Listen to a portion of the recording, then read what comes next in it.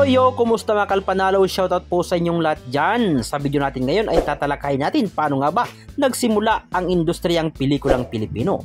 At sino-sino nga ba ang maituturing na mga bayaning artista sa unang mga pelikulang Pilipino. Halika, samahan mo ako pag-aralan natin. Ang Pilipinas ay isa sa mga kauna-unahang bansa sa buong Asya na nagpalabas ng sine.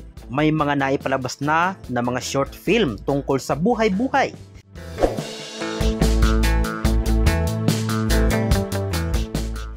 Pero ang unang pelikula na ginawa sa Pilipinas ay noong 1912 nang gawin at ipalabas ang pelikulang La Vida de Dr. Jose Rizal. Ibig sabihin, ang industriya sa ngayon ay umabot na ng 112 taon na. Natigil nga iyan dahil sa hirap ng paghahanap ng negatibong ginagamit sa pelikula noon, na noon ay kailangang bilhin pa sa Amerika.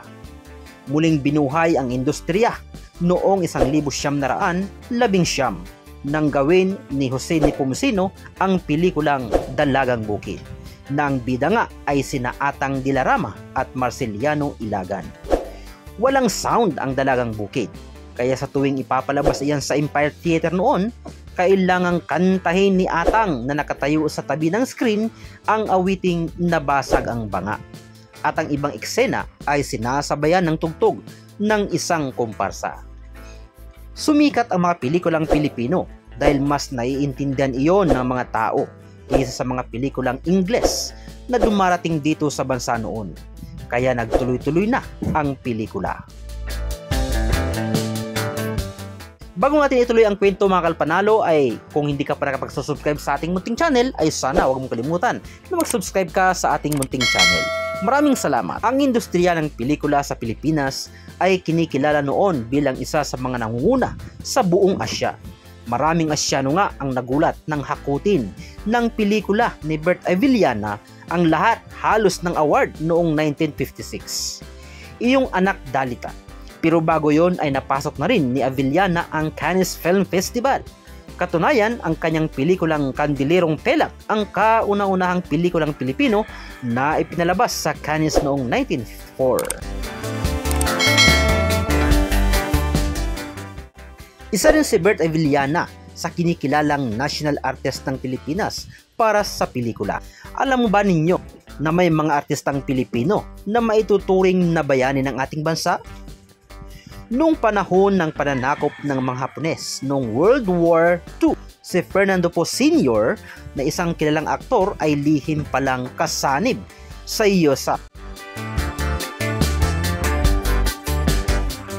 At dahil siya ay isang kilalang artista, nakakalampas siya ng walang problema sa mga checkpoint ng mga Hapones. Siya ang nagdadala ng supplies sa mga sundalo sa Bataan at nang malauna ng tulong sa mga gerilyang Pilipino. Si Fernando Po ay isa ring dentista. Nagtapos siya ng kursong iyan sa Philippine Dental College noong 1942 at nagamit niya din ang nasabing propesyon sa mga lumalabang gerilya. Bata pa rin noon si Leroy Salvador na kagaya ng ibang mga artista ay lumalabas sa vaudeville. Wala namang kasing pelikula noong panahon ng Hapon, kung hindi dalawa lang. Walang mabiling raw materials noon. At ang gusto ng mga Hapones ang pelikula ay gawing propaganda nila. Si Kuya Leroy, dahil bata pa nga at hindi mapagbintangan, sa kanya pinapasa ang mga balita at mga order para sa mga gerilya. Sa kwento niya, ini-imperdible niya ang mga papilis sa kanyang karsunsilyo at dinadala sa mga gerilya na naghihintay kung ano ang utos sa kanila. Iyan ang mga kwentong personal na hindi nalalaman ng lahat ng mga tao. Pero alam ng mga kasamahan nila noon, kabilang na ang radio announcer na si Colonel Rafael Yabot na naging kasapi rin ng kilusang gerilya noong panahon ng Hapon.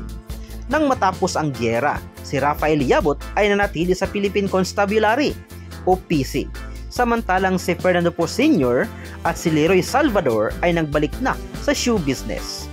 Wala silang taglay kung hindi ang karangalan ng paglilingkod sa bayan.